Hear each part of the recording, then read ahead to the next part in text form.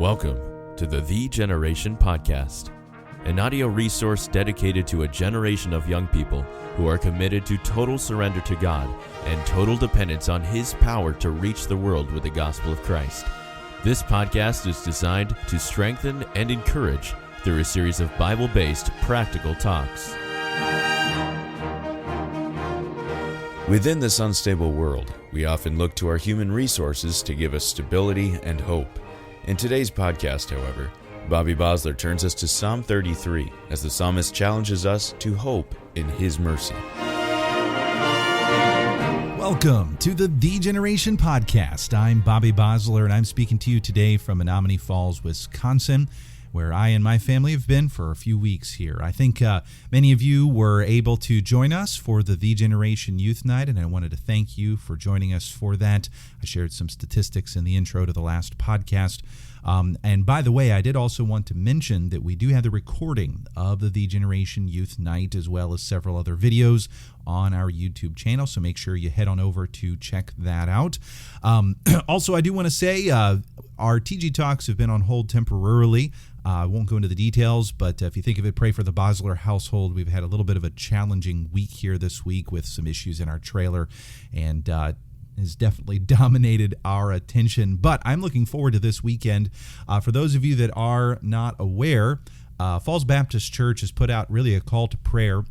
And this call is something that obviously we in our church are going to be taking seriously this evening. In fact, as of the time of this recording, in just a few minutes, many men are going to gather, and we're going to seek the face of God for direction and how He would have us to reach the world this summer. Our church is going to be gathering together and not only having preaching on prayer. We have Dr. Rick Flanders with us, and he's going to be he and Dr. Jim are going to be challenging us about prayer, but we're going to spend time in prayer. In fact, we're going to be spending all afternoon in prayer and having an early service about 4 o'clock in the evening. And really our focus this Saturday through this coming Wednesday is to seek the face of God. And I'll be honest with you, I've been totally distracted. There's a certain sense in which I feel unprepared in many ways in my heart, and yet I know that God has something for me. And in fact, as I was just meditating and preparing my heart for things here over the last couple of days, I came across a verse in Psalm chapter 33. I'm going to read these verses, and I think you probably know that Psalms are in poetry form. And in the Psalm here, the psalmist is actually giving a little bit of teaching and then a prayer. And I say that because that kind of frames what he has to say. In Psalm 33, verse 16, he says this. He says, "There is no king saved by the multitude of an host. A mighty man is not delivered by much strength. An horse is a vain thing for safety, neither shall he deliver any by his great strength." And I'm going to get into what follows this here, but what the psalmist is doing is he's teaching us a principle. No matter how many armed men or how strong or how many resources you have available to you, that is never what delivers you. Now, I know many of us who are listening live in America, and America is what's considered a superpower on the world stage. And as an American, I recognize that it's easy to think that we can do anything that our minds set to doing. We have nearly unlimited resources, we think. We have the American spirit, and it's easy to think that if we'll just try hard and get our people to working, there is no obstacle that we can overcome. And yet God has brought us face to face with a virus, and though we're starting to get on the other side of things, my burden, and I believe the burden of the psalmist here, is that we would not look to our own human resources for our deliverance. Some people might look at this and say, well, hold on a second. He says no king is saved by the multitude of an host. In other words, no king is saved by a really big army. And yet we've all seen times when a really big army has won the day. Or he says a mighty man is not delivered by much strength. And yet we could probably think of times when we've seen maybe a really strong man whoop somebody trying to mess with them.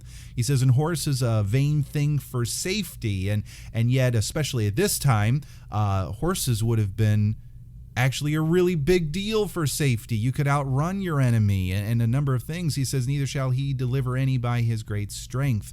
And again, it seems as if those things would be things that would actually bring us deliverance. But the psalmist is reminding us that though we have really helpful resources at our disposal, ultimately, they are never what brings us deliverance. That's what he gets to in verse 18. He says, behold, the eye of the Lord is upon them that fear him, upon them that hope in his mercy. What's his eye on them for? Verse 19 tells us, to deliver their soul from death and to keep them alive in famine. So here he's setting up the principle here. He's saying, listen, you think that your resources are going to deliver you. Well, I've got news for you. It doesn't matter how many resources you have. They ultimately are not what delivers you. But I want you to know God's eye is watching for people with certain characteristics so that he can deliver them. In other words, deliverance comes from the Lord. What does God look for someone that he's going to deliver? It says his eye is upon them that fear him. This is a person who cares what God thinks.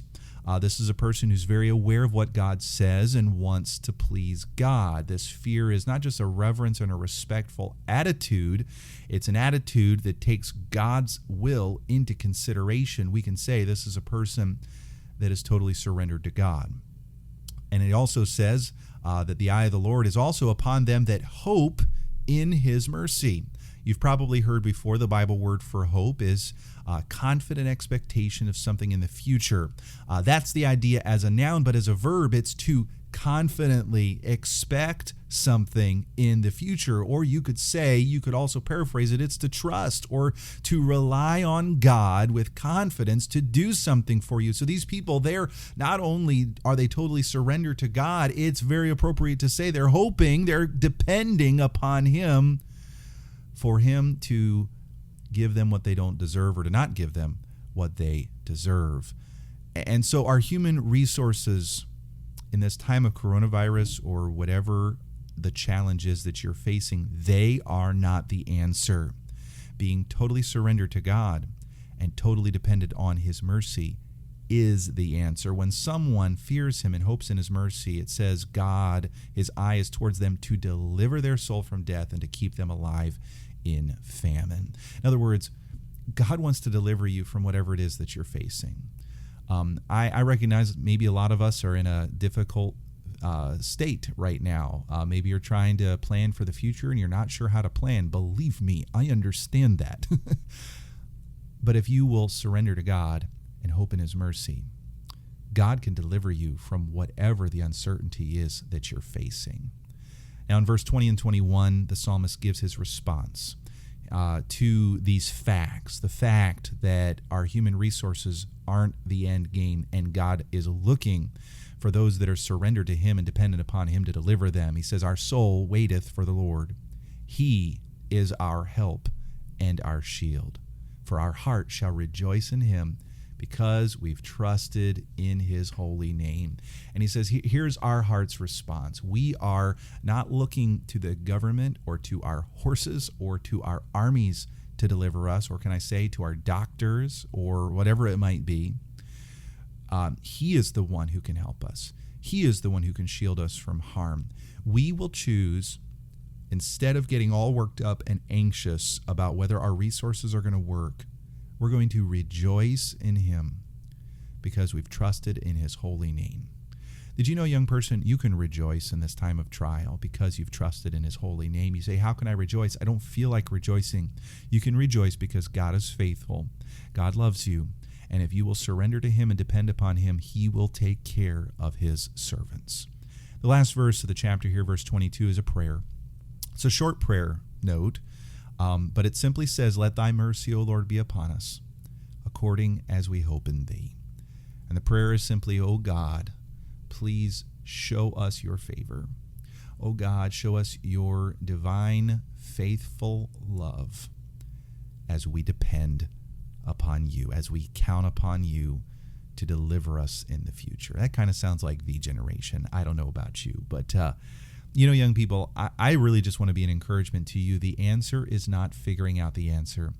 The answer is humbling ourselves before the Lord and seeking His face, because ultimately He's the only one that can rescue us from whatever challenge we're facing. As our church joins together for prayer, I really want to encourage you young people to band together, whether it's with your family or with spiritually minded friends or your youth leaders. Band together in prayer. I'm actually toying around with doing a Zoom prayer meeting. I know we talked about doing one earlier with our Let's Go Viral campaign, and we might actually wed the two potentially coming up here this week. And so just keep your ear to the ground. I may be sending out a notification or an invitation to a Zoom prayer meeting at some point. So just keep your ear to the ground on that. But honestly, young people, let's surrender to God. Let's fear Him. And let's count on Him. Let's hope in His mercy. Because ultimately, God, not the government, not the doctors, God is our only hope. Let's seek His face together, shall we?